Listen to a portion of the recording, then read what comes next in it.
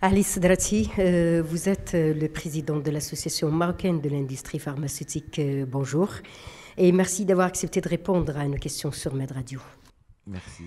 Alors, Monsieur Sadrati, en parlant de l'industrie pharmaceutique, c'est une industrie parmi les plus anciennes au Maroc.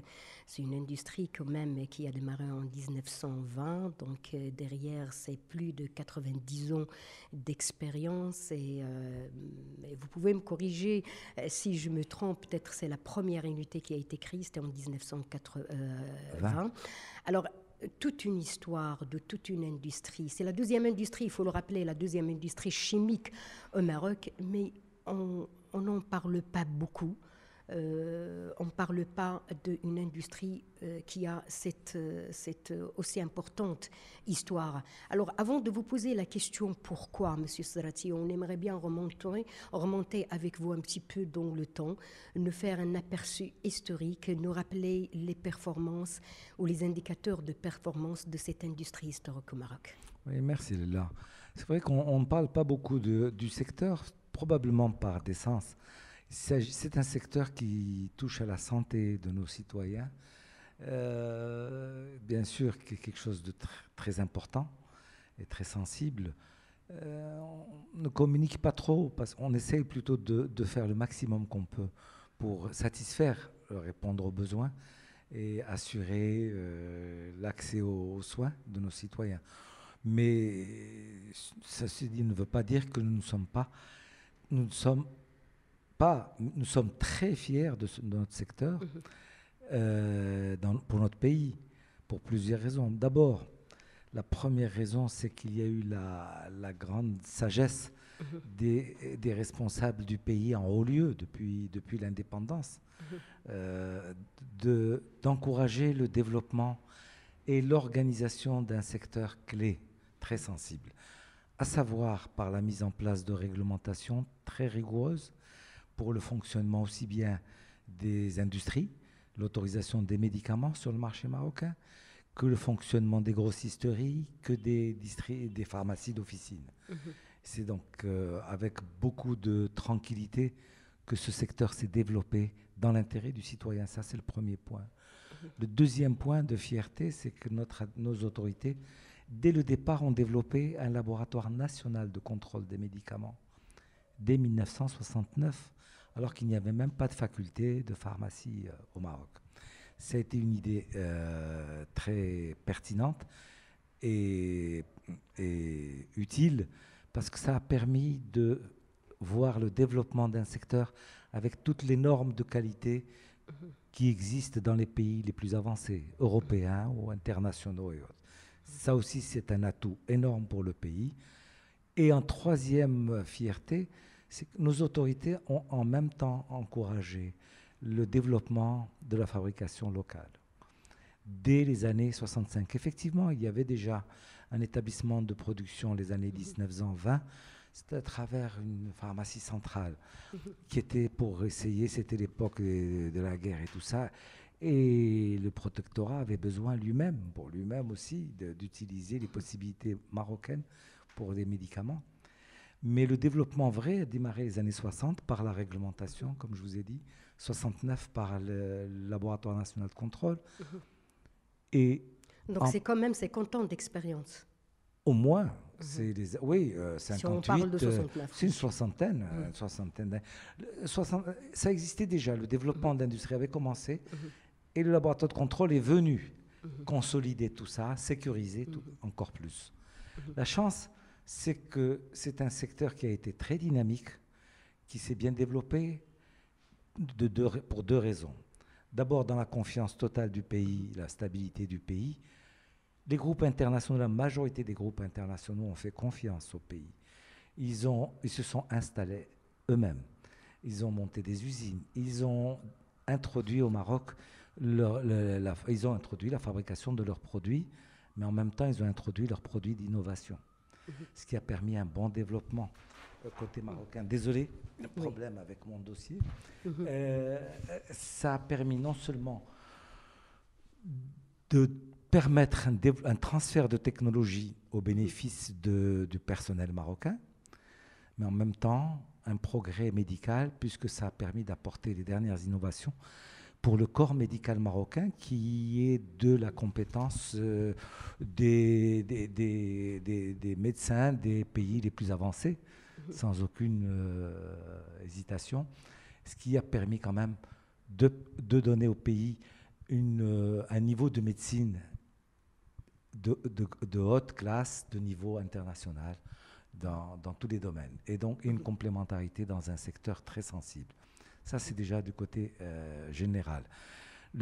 Notre point de fierté, c'est qu'il faut savoir qu'avec ce labo de contrôle que l'administration a mis en place à partir de 1969, le Maroc est aujourd'hui, et depuis déjà plusieurs années, certifié aussi bien par l'Organisation mondiale de la santé que par l'Association européenne de la qualité, ce qui peut quand même vous sécuriser sur la qualité du médicament qui est mis à disposition des citoyens marocains.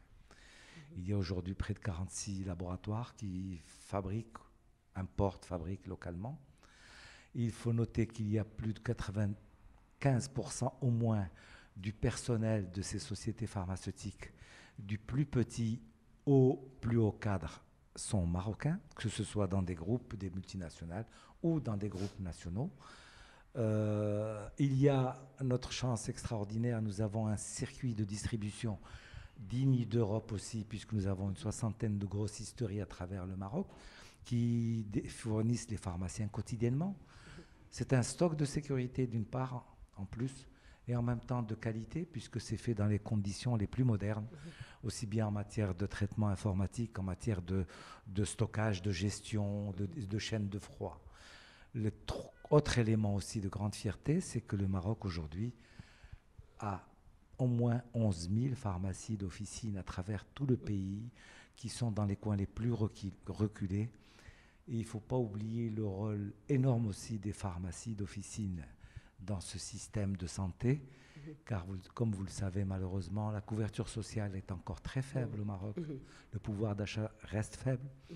Là, une grande partie de nos citoyens s'adressent plus souvent directement aux pharmacies.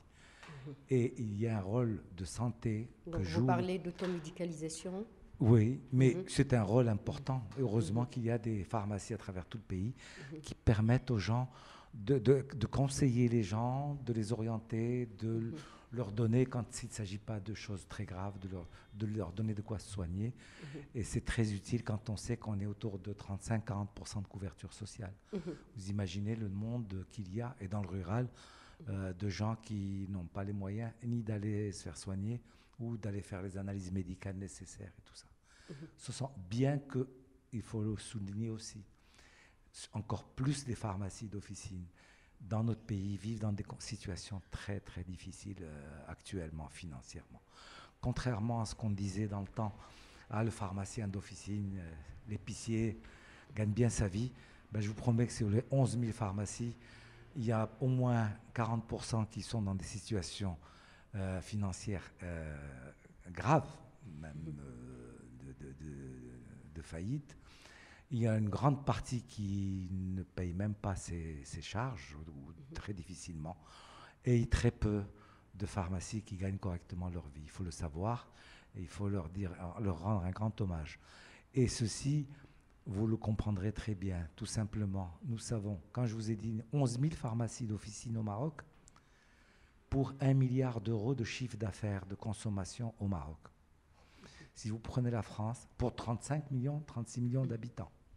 Si vous prenez la France, c'est 23 000 pharmacies, donc pratiquement le double de ce que nous avons au Maroc, pour 66 millions d'habitants, pour au moins 35 milliards d'euros de chiffre d'affaires. Le double de pharmaciens, 35 fois le chiffre d'affaires. Ce qui vous donne une bonne idée de la difficulté de fonctionnement, de subsistance des pharmacies, avec un service très grand rendu à la population, parce qu'une grande partie de la population passe juste pour demander conseil ou une information, souvent. Ça, c'est un point important que je voulais préciser. À côté de ça, bien sûr, il faut reconnaître et louer le dynamisme du secteur de l'industrie pharmaceutique, avec la contribution, je le répète une nouvelle fois, des groupes internationaux qui ont fait confiance au Maroc, qui ont transféré leur technologie et mis leurs produits à disposition, soit à titre direct par leur propre société, soit à travers des partenariats avec des sociétés marocaines. C'est ce qui a donné un développement du Maroc des années 60 aux années 90, très, très, très, comment dirais-je, très, pas honorable, au-delà de quoi être très fier, puisque nous sommes arrivés des années 60, on était à 15% de fabrication locale. Nous sommes arrivés aux années 85-90 à 80% de la consommation marocaine fabriquée dans les sociétés pharmaceutiques locales, ce qui était un grand exploit. Bien sûr, je viendrai sur le côté négatif du développement. Ça c'est juste...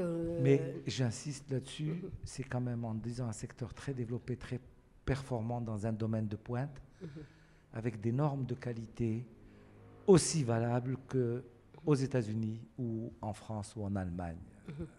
Qu'est-ce qu'il représentait l'industrie pharmaceutique ou la production émanant de l'industrie pharmaceutique dans le PIB marocain? Elle représente autour de presque 1,5%. Les années 80? Non, les années 80? Généralement, non. Généralement. Pas. Mais ce qu'il y a, c'est il y a une régression surtout. Oui, j'arrive à la régression. Ouais. Alors, on a quand même fait une présentation, où vous avez fait une présentation un petit peu tout en remontant dans l'histoire de cette industrie, des indicateurs, vraiment des indicateurs brillants. Mais aujourd'hui, parce que là, on parlait de PIB de 1,5% ou même 2%. Aujourd'hui, on voit que les voisins. Donc, on va citer l'Algérie, on va citer la Tunisie. Ce sont deux pays où l'industrie, elle était derrière nous, les années 80, les années 70. Aujourd'hui, la Tunisie et l'Algérie font mieux que nous. On parle de quelque chose comme 7% de la production émanant de l'industrie pharmaceutique, leur représentativité dans le PIB. Alors, justement, ma question, c'est, Sedrati, pourquoi cette régression ? Malheureusement, ça va être dur à dire, mais je vais le dire quand même, c'est que l'accompagnement de notre secteur ne s'est pas fait comme il l'aurait mérité. Nous savons que nos administrations sont chargées avec beaucoup de problèmes à régler, bien sûr. Mais ce qui est dommage, c'est de laisser régresser un secteur qui était déjà très en pointe. Il faut savoir que le Maroc était le deuxième sur l'Afrique et le Maghreb, après l'Afrique du Sud, comme un secteur industrie pharmaceutique, bien développé. Je parle des années 85-90, on est 80% de notre consommation fabriquée localement. Aujourd'hui, nous sommes autour de 60%, ce qui montre bien une régression. Nous avons 46 ou 47 sociétés pharmaceutiques locales, fabrication. La Tunisie, qui a commencé à libérer son secteur en 1990, aujourd'hui, elle a doublé le Maroc. L'Algérie, qui a commencé plus tard, bien plus tard que 90, aujourd'hui a une centaine de sociétés pharmaceutiques. L'Algérie, pour la même population que le Maroc, consomme 2,5 fois ce que consomme le Maroc. La Tunisie, pour 11 millions d'habitants, consomme 80% de ce que consomme le Maroc. Triste à dire. Et à côté de tout ça, bien sûr, ces problèmes de marché, d'économie de marché, c'est sûr que c'est des handicaps. Mais au-delà de ça, c'est l'évolution des règles de jeu. C'est l'accompagnement dans les mesures de développement. Malheureusement, il y a beaucoup de choses qui... Autant le Maroc était avancé au niveau réglementation, les années 60 jusqu'aux années 80, autant à partir des années 80-90, on commençait à régresser parce que c'est un secteur où les réglementations évoluent beaucoup, les normes, et malheureusement, côté marocain, nous avons traîné à être actualisés dans ce domaine-là et à avoir les règles de jeu qu'il faut pour que le secteur se développe. D'accord. Monsieur Sedrati, déjà, parce que quand on parle de textes loi un petit peu qui sont dépassés, donc peut-être ce sont des textes qui ont servi le secteur, où ils étaient valables pour les années 60, 70 et 80, mais arrivons aux années 2000, Si je me rappelle bien, les industriels, ils ont dit les textes lois sont dépassés, il faut revoir ces textes. Oui, Effectivement, le code a il été y a une revu en loi White 2006. en 2006, puis par la suite, il y avait un décret en 2014. Donc, il y avait une sortie des industriels qui ont dit que ce sont de bonnes choses. Donc, Oui, ça a mais, bougé, mais la régression, elle est toujours là. Donc, ce que oui, vous pouvez... mais Oui, c'est vrai, pardon. Il y a une oui. formule qui dit avant l'heure, c'est pas l'heure, et après l'heure, c'est plus l'heure. Quand on parle de 2006, le code de la pharmacie et du médicament qui a été établi et publié en 2006, ça faisait déjà plus de 20 ans, 25 ans que nous attendions, nous souhaitions une évolution de la réglementation nationale. Et quand vous arrivez, vous attendez pendant 20 ans, 30 ans, pour voir les règles de jeu évoluer, mais pendant ce temps-là, les investisseurs se sont fatigués, ils ont pris d'autres orientations, ils ont été voir ailleurs. Ou ceux qui étaient localement, qui investissaient, ben, ils ont ralenti parce qu'ils ne voyaient pas venir les règles convenables. Alors que les pays voisins ont adopté des règles actualisées très très rapidement, C'est une loi réactive. plus rapides. Aussi un des handicaps. C'est ce qui explique le ralentissement. Non, ce n'est Donc, pas qui explique tout. C'est une partie des difficultés du Mhm. développement du secteur. Une partie. Ça a bien sûr entraîné du ralentissement parce que ça a traîné en matière de réglementation des prix, ça a traîné en matière de facilitation d'enregistrement. Il n'y avait pas de procédure. Les Il y a délais. une procédure de délai qui est récente, qui est à peine en train, alors que les délais demandaient 3 ans et plus. Ce qui fait que, vous savez, quand vous avez un programme d'investissement dans une société et que vous avez des choses en attente, vous avez du personnel, c'est tout de suite un handicap. On dit qui n'avance pas recule. Et si vous n'avez pas les possibilités de lancer des produits, de vous développer, ben, bien sûr, vous n'investissez pas, vous réduisez, vous faites moins. Donc, ça a été beaucoup. Il y a bien d'autres facteurs importants. Il y a bien sûr la couverture sociale qui reste un facteur clé. Aujourd'hui, bien sûr, l'État fait un effort énorme. Ce n'est pas facile. Je ne minimise pas la difficulté de la chose. Mais il faut savoir que nous avons aujourd'hui autour de 35% de la population qui est couverte. On a des perspectives de développement qui sont en train de venir avec les indépendants, qui vont représenter autour de 18%, mais c'est en train de venir, c'est peut-être dans la réalité, la pratique, c'est peut-être dans 2 ans que ce sera opérationnel. Il y a un grand programme qui a été lancé par Sa Majesté, qui est le RAMED, qui est utile socialement, très utile depuis quelques années, mais qui a du mal à bien se mettre en place. C'est quand même 30% de la population qui est concernée par le RAMED. Alors, Monsieur Sedrati, donc ce n'est pas le marché, c'est malheureux, mais il faut le dire, parce qu'il y a de plus en plus de maladies qui se développent, il y a même des maladies nouvelles qui paraissent. Ce n'est pas le marché qui manque, avec une population de plus de 30 millions. 36 millions. Oui, c'est plus de 30 millions, donc c'est que ce soit petit, grand, donc il n'y a pas un qui n'est pas atteint d'une maladie grave, moins grave, ou même à dire, hein. Mais le marché existe. D'après vous, donc c'est le pouvoir d'achat, c'est histoire de couverture sociale. Essentiellement. Mais est-ce que oui, les points clés. Est-ce que ce n'est pas aussi le médicament qui, pour certains, il est cher au Maroc? Ben là, je vais vous répondre encore une fois. Tout simplement.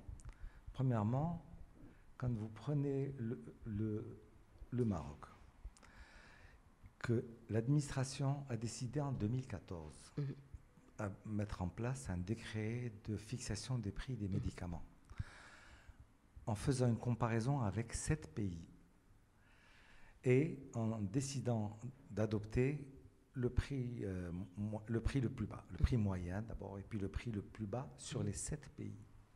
Ces 7 pays comprennent la France, l'Espagne, l'Arabie Saoudite, la Turquie, la Belgique, le Portugal et le pays d'origine. 7 pays. Sur ces 7 pays, il y a 2 pays, l'Égypte et l'Arabie Saoudite, Ces deux pays font déjà une comparaison avec au moins 25 à 30 pays chacun pour les prix de leurs produits dans leur marché. Et le Maroc utilise ces deux pays. Donc ces deux pays ont déjà utilisé 25-30 autres pays. Et le Maroc utilise 7 pays, dont ces pays-là. Quand vous voyez que sur le marché marocain, des années, quand il y a eu le décret 2014, il devait y avoir à peu près 6 000 médicaments sur le marché marocain. Toute présentation, toute forme confondue. Sur ces 6 000 présentations, il y a eu 4 500 minimum, 4 500 produits qui n'ont pas été touchés. Parce qu'ils étaient déjà moins chers par rapport au prix le plus bas de l'ensemble de tous ces pays-là. Déjà. Sur les 1500 produits qui ont été révisés, vous en avez à peu près la moitié qui ont été révisés avec 5, 10, 20 centimes pour le symbole. Je vous risque de vous raconter, pas une anecdote, mais une histoire qui n'est pas très gaie. Quand on oblige une société à réétiqueter 800 000 boîtes d'un médicament très utile, du côté féminin surtout, qu'on oblige à réétiqueter, à refaire l'étiquette, changer de 9 dirhams à 9,05 pour juste faire le scoop médiatique, je pense que c'est pas très, comment dirais-je, très pragmatique ou du moins très positif, juste pour vous dire.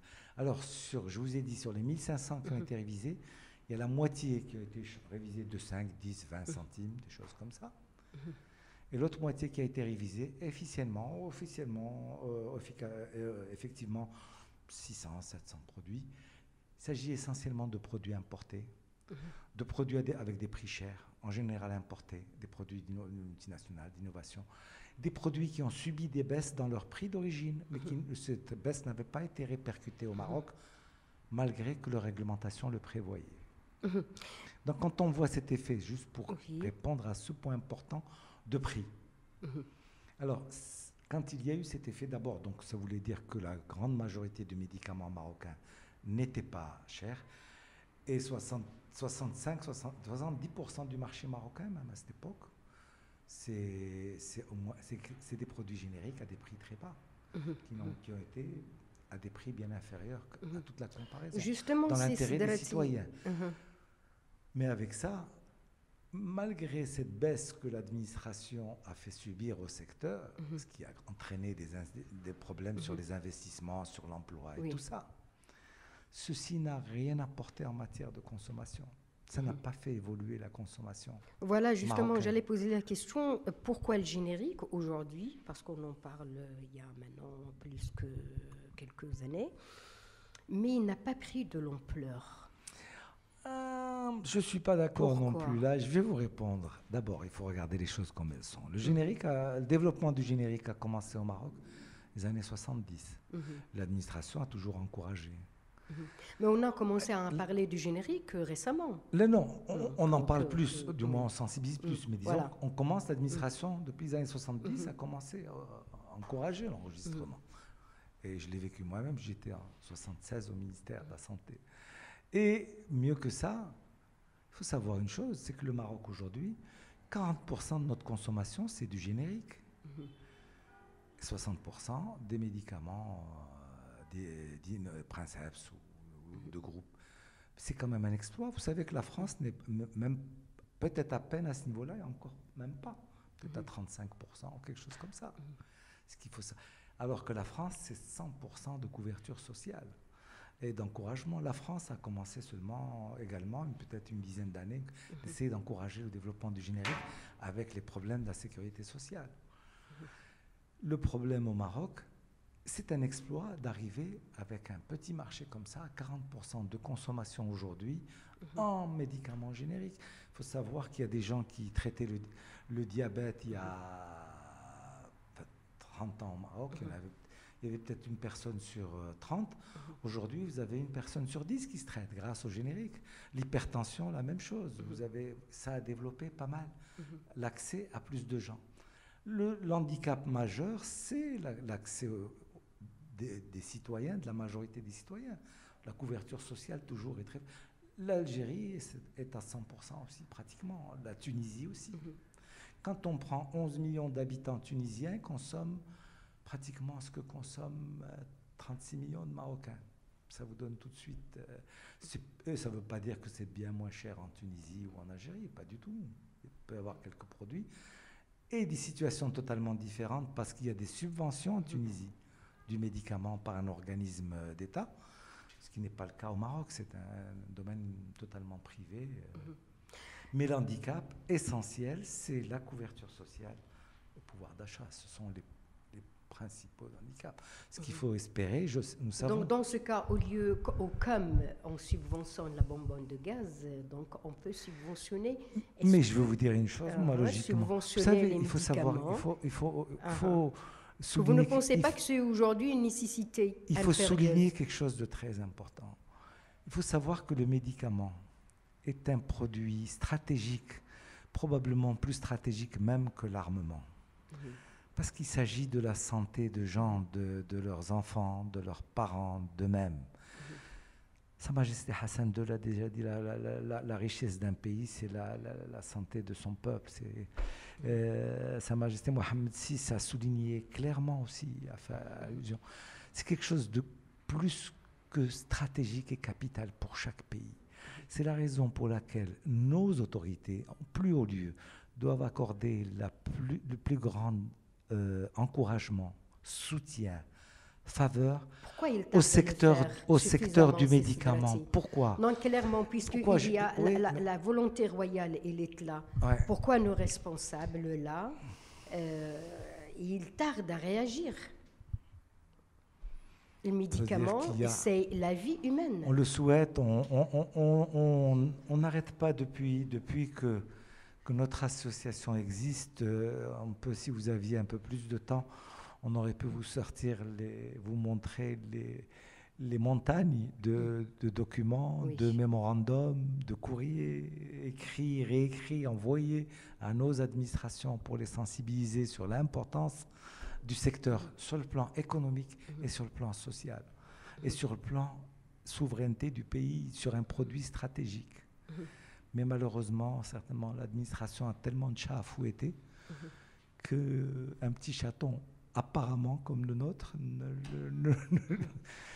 ne le fait pas réagir directement.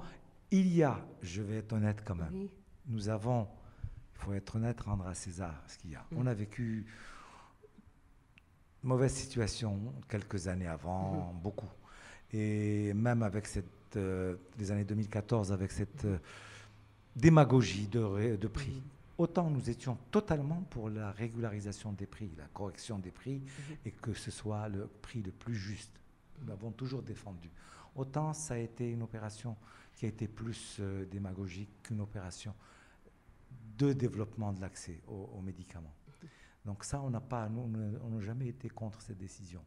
Mais l'effet a été néfaste, d'une part. Deuxième chose, l'administration a eu maintes occasions de prendre conscience de l'importance du secteur. Quand vous avez un médicament, on va citer quelque chose, je vais me permettre de le dire quand même, un médicament d'une maladie très grave, très lourde, l'hépatite C. Quand il y a quelques années, le traitement qui venait de sortir au niveau international était un prix de $80 000 le traitement, est-ce que vous pensez que quelqu'un dans le pays était en mesure de payer ce traitement? Heureusement qu'une société nationale a lancé un générique à un prix de $300, quelque chose comme ça. Quand il y a eu la grippe à China, c'était le même problème. C'est le cas même pour l'insuline? Récemment? L'insuline, il y a une entreprise nationale dynamique et très volontaire, il faut leur rendre aussi hommage, ont développé une production nationale, locale, pour une maîtrise d'un produit au-delà de capital, de l'insuline. Mais malheureusement, cette entreprise subit aujourd'hui des concurrences pratiquement déloyales, probablement, en matière de prix. et elle se trouve avec une usine dans laquelle elle n'a pas grand-chose à fabriquer si elle n'arrive pas à obtenir des marchés. Parce que l'essentiel de la consommation, c'est à travers le secteur public. Est-ce que l'imposition ne dérange pas le système fiscal? Est-ce que vous ne voyez pas, Sedrati, que vraiment que le citoyen, en allant acheter un médicament, il sait qu'il y a une partie qui va sous forme d'impôt à l'État? On dit qu'on est taxé sur notre santé. Oui. Est-ce que vous voyez que c'est juste? Je vous dis honnêtement, oui, moi je dirais que c'est pas juste. Pourquoi c'est pas juste? Parce qu'effectivement, il s'agit de la santé. Et sur la santé, effectivement, maintenant, bon, il y a des systèmes économiques avec leurs règles. On l'accepte, c'est comme ça. L'État aussi a besoin de rentrer des sous pour faire face à un tas de problèmes. Il y a des systèmes, les systèmes de la couverture sociale. C'est la pratique, même en Europe, les sociétés pharmaceutiques et les gens payent sur le médicament, l'impôt. Mais en l'absence de ce système généralisé. Non, il faut développer. Le Maroc a la volonté, il faut que ça aille jusqu'au bout. C'est en train de se développer, ça prend un peu de temps, bien sûr. Mais une fois que la couverture sociale marocaine aura atteint les 70-80%, on assurera certainement un meilleur accès pour les citoyens. Si vous et c'est quelque chose en perspective. Mais je n'ai pas terminé, je revenais sur l'administration. L'administration, effectivement, on a vécu des périodes difficiles où on a beaucoup réclamé. Depuis ces 2 dernières années, nous avons une administration, en ce qui nous concerne directement, de tutelle, qui cherche à répondre au maximum à nos problèmes, à nous aider à résoudre certaines questions, certains problèmes pour le fonctionnement le plus adéquat de notre secteur. Ils travaillent sur des réglementations, ils ont amélioré les procédures d'enregistrement des médicaments, ils sont en train de travailler sur l'application de la bioéquivalence avec des procédures progressives. Il y a des choses qui se font. Ce qu'on souhaite, c'est que ces responsables de l'administration puissent continuer à agir dans ce sens pour nous donner toutes les règles qu'il faut pour qu'on puisse jouer dans les mêmes conditions que tous les pays avec lesquels le Maroc a des accords déjà, avec l'Europe, avec les pays du CCG, et d'autres, avec lesquels avec la Turquie, nous avons des accords de libre-échange. Mais malheureusement, nous avons des handicaps dans les règles que nous avons en place. Avant d'arriver au libre-échange, M. Sedrati, déjà, la production de l'industrie pharmaceutique au Maroc est 60%. Donc, nous couvrons les besoins partie de besoins à hauteur de 60%. Donc, les 40% sont importés. Oui. Donc, les 40% qui sont importés, à quelle proportion ils dérangent vraiment l'industrie pharmaceutique? Et par conséquent, on pourrait même parler d'une sous-exploitation de processus de production. Non, les 40% dont on parle, dont je parlais, il s'agit en général de produits d'innovation, de produits chers, parce que de plus en plus ces dernières décennies, ces 15 ans, 20 ans, il y a de plus en plus de produits d'innovation qui sont très chers pour l'oncologie, pour l'hépatite, pour beaucoup d'autres maladies. Et ces produits sont à des prix chers, parce que c'est une nouvelle technologie, biotechnologie. Et c'est ces produits qui font que y a 40% de produits qui sont importés. Parce que normalement, pour la fabrication locale, quand un produit est fabricable, normalement, le concurrent doit aussi le fabriquer localement. Donc ça, ce n'est pas... Bien sûr, il y a plus ou moins des difficultés dans l'application. On demande des améliorations. Mais en général, c'est ça. Donc les 40% qui restent, ce ne sont pas des produits qui ont été enlevés à la fabrication locale. C'est en général des produits qui sont encore dans des technologies plus poussées, qui viendront avec le développement, parce que le marché est encore petit. Mais il y a des développements importants qui se font aujourd'hui. En dehors de l'insuline, il y a de la production de biotechnologie aujourd'hui, au Maroc, qui a démarré il y a même un an et quelques, par cette société qui fait l'insuline, pour ne pas faire de publicité. Il y a une société d'oncologie, de produits de cancérologie à Barchid. Il y a une nouvelle société d'hormonologie pour les contraceptifs. Il n'y avait pas de fabrication. Il y avait dans le temps, puis ça a été abandonné, mais il y a une nouvelle usine il y a une usine aussi de fabrication d'aérosols pour l'asthme qui ne se faisait pas jusqu'à présent. Il y a une évolution. Malheureusement, elle aurait pu être plus grande, plus forte, plus importante. Le Maroc avait une chance, a une chance toujours. J'espère qu'il ne la rattrape pas. Il a la chance, de garder la maîtrise de l'approvisionnement de ses citoyens, de leur sécurité. Vous savez, quand il y avait la guerre du Golfe, il y a des pays qui avaient des problèmes pour être approvisionnés en médicaments. Heureusement que le Maroc avait sa propre usine pharmaceutique, parce que le Maroc achetait ses matières premières, comme tous les pays européens, à travers le monde, en Chine, en Inde, et la production était disponible. Quand il y a eu le manque d'un médicament important pour la grippe H1N1, et qu'à travers le monde, les gens n'arrivaient pas à l'avoir, à être fournis, aussi bien le vaccin que ce médicament comprimé. Parce que la société internationale qui le faisait, elle assurait d'autres marchés et elle n'avait pas de disponibilité pour le Maroc. Heureusement qu'il y avait une société marocaine qui a fabriqué un générique de ce produit, qui a pu fournir ce produit au ministère de la Santé. C'est des choses vitales. Et ça doit être, comme vous l'avez dit, ça doit être, même s'il le faut, subventionné, soutenu. Alors que ce n'est pas le cas. C'est un secteur qui se développait de lui-même. C'est un secteur qui contribue très bien au niveau socio-économique. Il y a 50 000 emplois directs et indirects. Le chiffre d'affaires qui est réalisé par ce secteur, 15 milliards de dirhams. Comme je vous ai dit tout à l'heure. Et dans les 15 milliards de dirhams, quelle est la part qui va aux recherches et développement au Maroc? Elle est faible aujourd'hui. Pourquoi? Pourcentage, un pourcentage. Non, c'est très faible. C'est très 0. Faible. Je veux dire 0,5. Pourquoi? D'abord, c'est un domaine où la recherche coûte très cher. Il n'y a pas beaucoup de pays qui ont de la recherche. Ils sont comptés sur les doigts de la main, les pays où il y a de la recherche. Il y a les États-Unis, le Japon, un petit peu l'Allemagne, un petit peu la Suisse, des choses comme ça. Il n'y a pas grand-chose. La Chine envoie 2. L'Inde, c'était essentiellement de la copie. Elle commence à orienter aussi, parce que c'est très cher et ça demande beaucoup de moyens et de temps. Et ça demande des marchés. Le marché marocain est petit. Vous savez, aujourd'hui, la France était parmi les premiers pays de recherche il y a 30 ans ou 40 ans. Aujourd'hui, elle n'a plus rien. Parce que ça coûte très cher et ça demande une dimension de marché importante. Donc, il ne faut pas... On doit évoluer avec on peut progresser, il y a des étapes avant ça, il y a le développement des essais cliniques, il y a la bioéquivalence, c'est des choses que l'on revendique depuis plusieurs années. Elles devraient être mises en place pour permettre au secteur d'élargir plus son développement scientifique et pouvoir aller à d'autres étapes un peu plus poussées.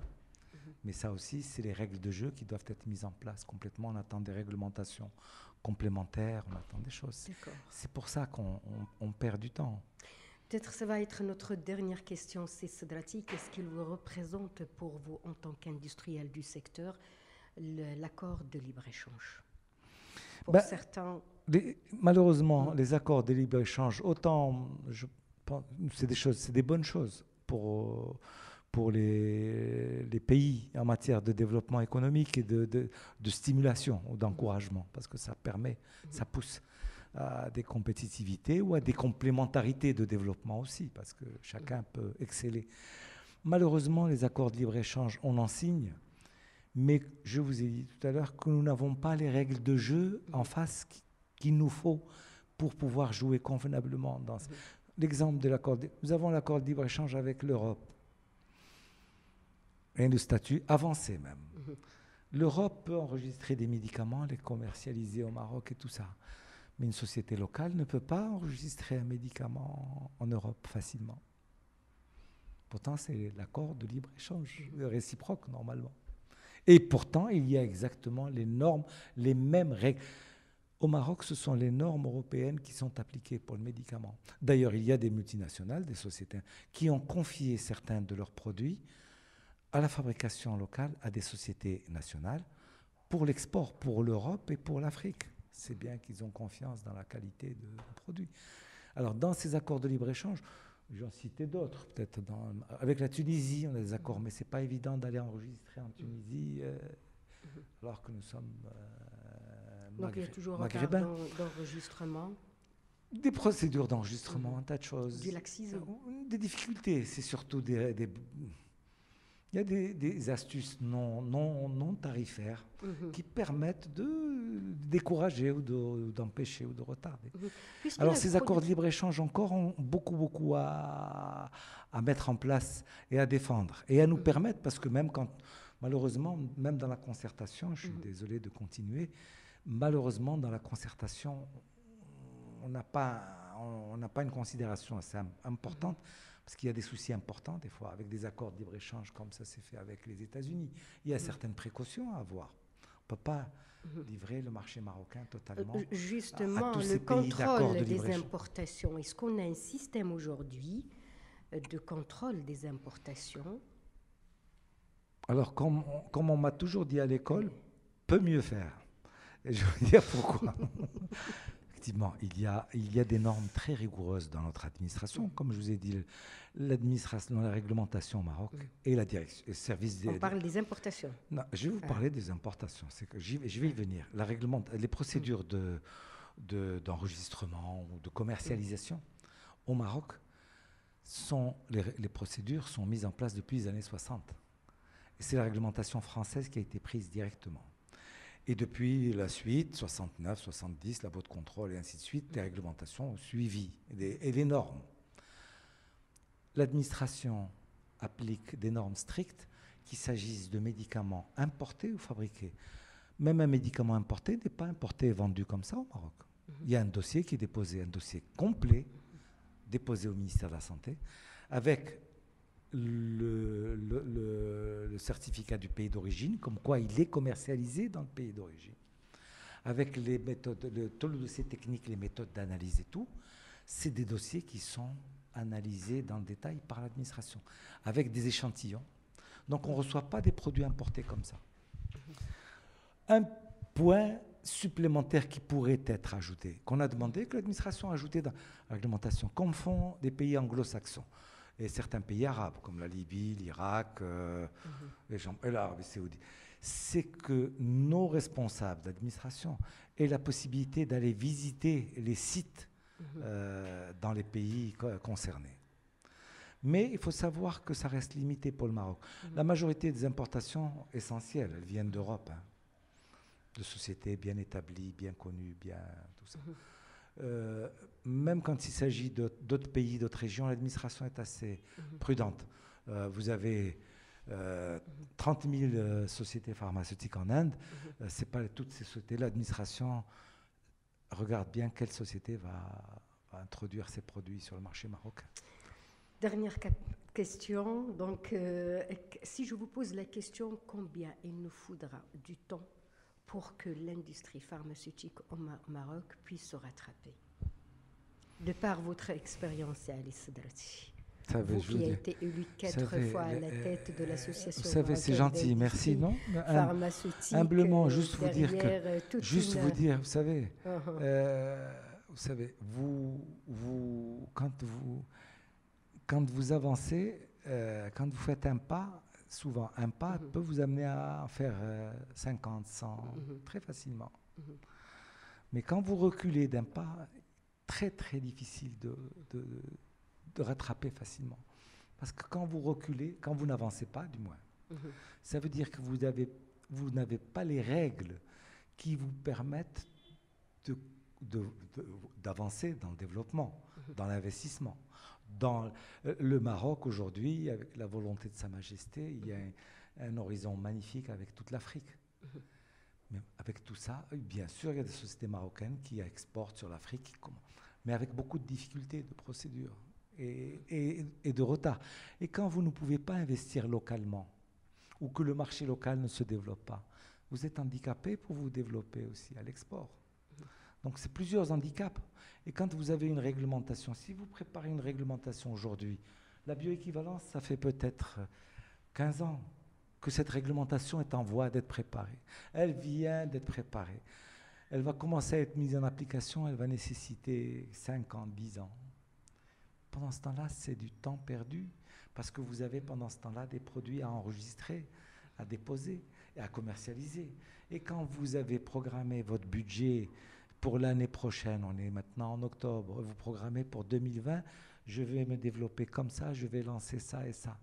Et que vous passez 2020, que vous n'arrivez pas à lancer 2021, vous reculez parce que soit vous licenciez des gens, soit vous ne recrutez pas, soit vous ne développez pas votre activité.